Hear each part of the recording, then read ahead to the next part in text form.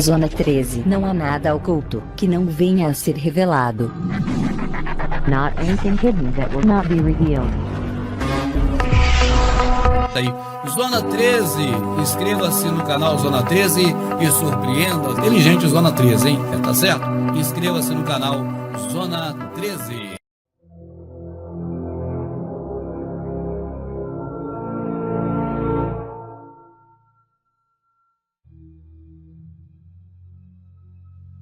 A festa do Natal não estava incluída entre as primeiras festividades da Igreja. Os primeiros indícios dela são provenientes do Egito. Os costumes pagãos relacionados com o princípio do ano se concentravam na festa do Natal.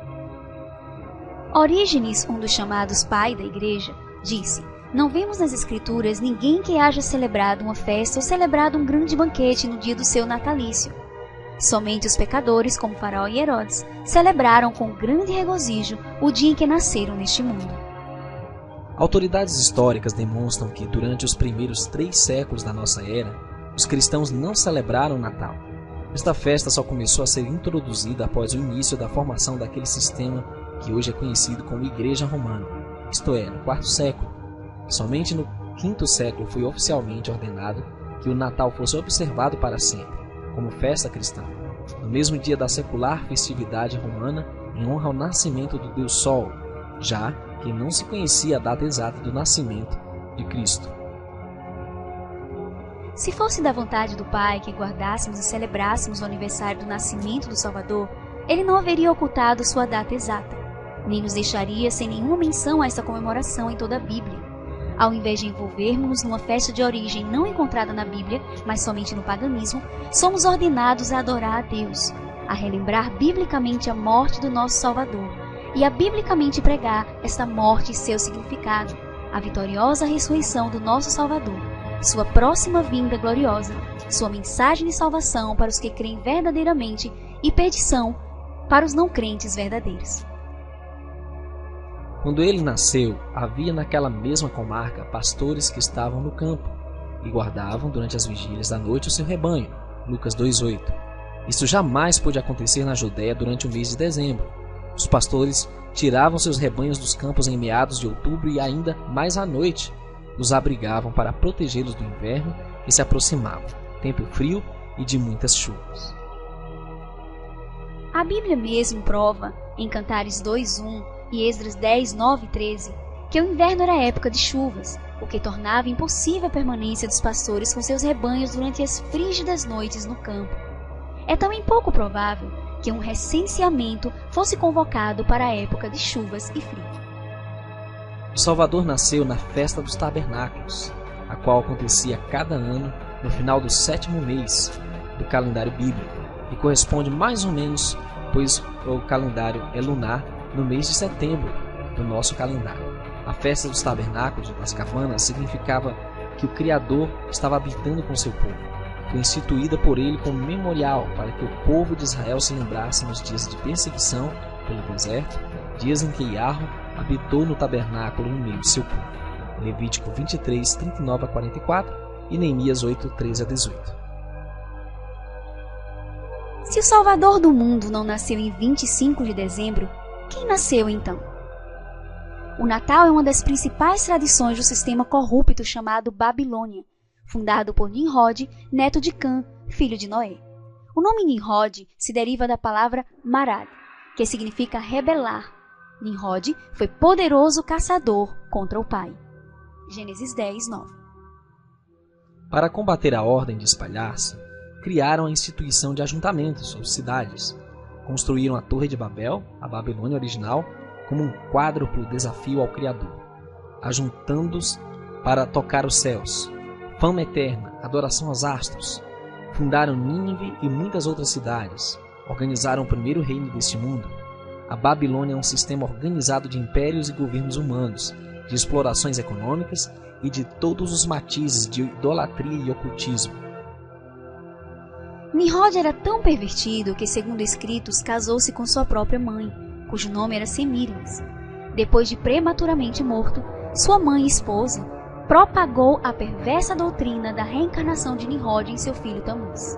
Ela declarou que em cada aniversário de seu Natal, nascimento, Nimrod desejaria presentes em uma árvore. A data do seu nascimento era 25 de dezembro. Aqui está a verdadeira origem da árvore de Natal. Semiramis se converteu na Rainha do Céu, e Nimrod, sob diversos nomes, se tornou o divino Filho do Céu. Depois de várias gerações desta adoração idólatra, Nimrod também se tornou um falso Messias, filho de Baal, o Deus Sol. Neste falso sistema babilônico, a mãe e o filho, Semiramis e Nimrod, encarnado em seu filho Tammuz, se converteram nos principais objetos de adoração. Esta veneração de Amadona e seu filho, o par mãe influente mais o filho poderoso e obediente à mãe, se estendeu por todo o mundo, com variação de nomes segundo os países e línguas. Por surpreendentemente que pareça, encontramos o equivalente da Madonna da Mariolatria muito antes do nascimento do Messias.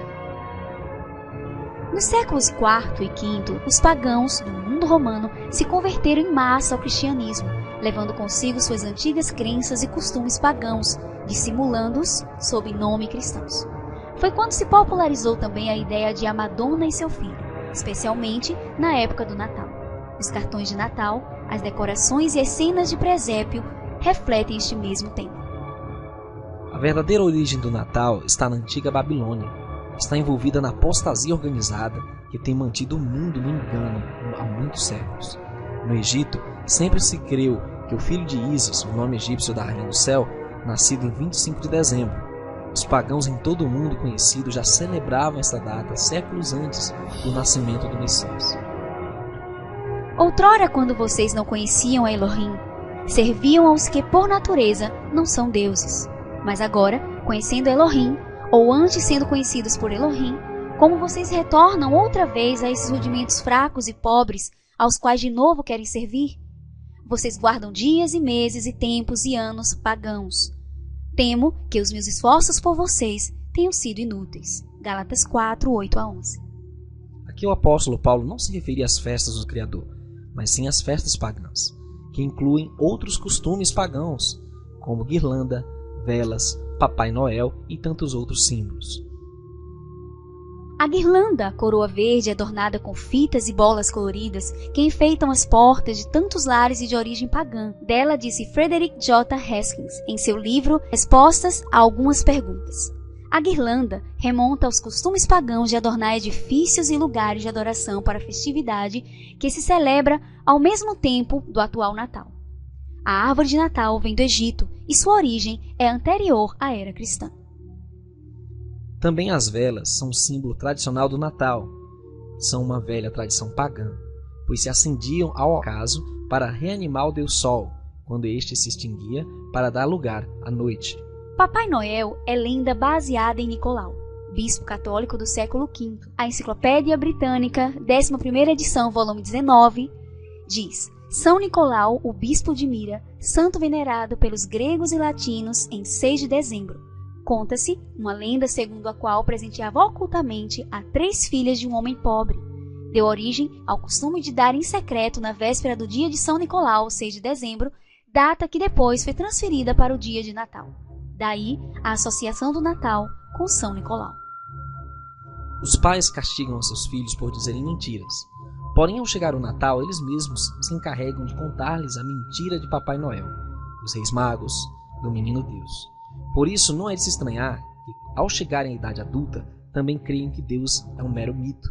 Certo menino, sentindo-se tristemente desiludido ao conhecer a verdade acerca de Papai Noel, comentou a um amiguinho: Sim, também vou me informar acerca do tal Jesus Cristo. É cristão ensinar às crianças mitos e mentiras? Yarro disse: Nem mentireis, nem usareis de falsidade cada um com seu próximo. Levítico 19:11.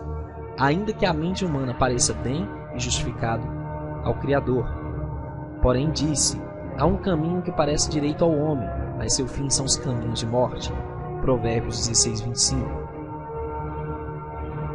As falsas religiões sempre utilizaram a madeira, bem como as árvores com fins de idolatria.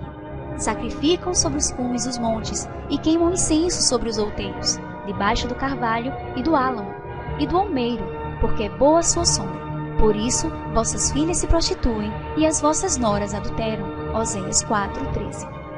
Não plantarás nenhuma árvore junto ao altar do Senhor teu Elohim, que fizeres para ti.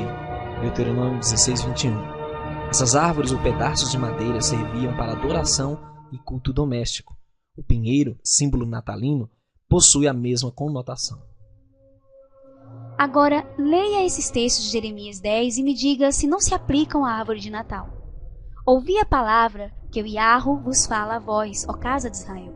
Assim diz o Iarro: não aprendais o caminho dos gentios, nem vos espanteis os sinais dos céus, porque com eles se atemorizam as nações, porque os costumes dos povos são vaidade. Pois corta-se do bosque um madeiro, obra das mãos do artífice, feita com machado, com prata e com ouro o enfeitam, com pregos e com martelos o firmam, para que não se mova. O que é a verdade? Yahushua disse que a sua palavra, a Bíblia, é a verdade. E a Bíblia diz que o Eterno não aceitará o culto de pessoas que, querendo honrar o Messias, adotem um costume pagão. Mas em vão me adoram, ensinando doutrina que são preceitos dos homens. Mateus 15:9. Mesmo no primeiro século, Paulo criticou aqueles que já estavam tentando incorporar seus feriados pagãos para a fé. Gálatas 4:8-11. Logo cedo, as festividades pagãs acabaram por substituir as festas bíblicas. Nem precisamos elaborar quem pode deixar de ver nauseabundos comercialismos, idolatria e contemporização por trás do Natal? E que diz o Pai? Devemos adaptar e corrigir o erro? Ou devemos praticar tolerância zero, separação total? Sai dela, povo meu, para que não sejas participante dos seus pecados e para que não incorras nas suas pragas. Apocalipse 18:4. Zona 13. Não há nada oculto que não venha a ser revelado. Not anything hidden that will not be revealed. Aí, Zona 13, inscreva-se no canal Zona 13 e surpreenda. Inteligente Zona 13, hein? Tá certo? Inscreva-se no canal Zona 13. Gente, opa, o Zona 13 tá aí. Ô, Zona 13, a gente 13, viu também seu canal. Obrigada. Temos que fazer a live também com o Zona 13. Ele também tem um conteúdo bem legal lá de fora, gente. Bem interessante. Obrigada aí por sempre estar aqui junto com a gente. O pessoal passem lá no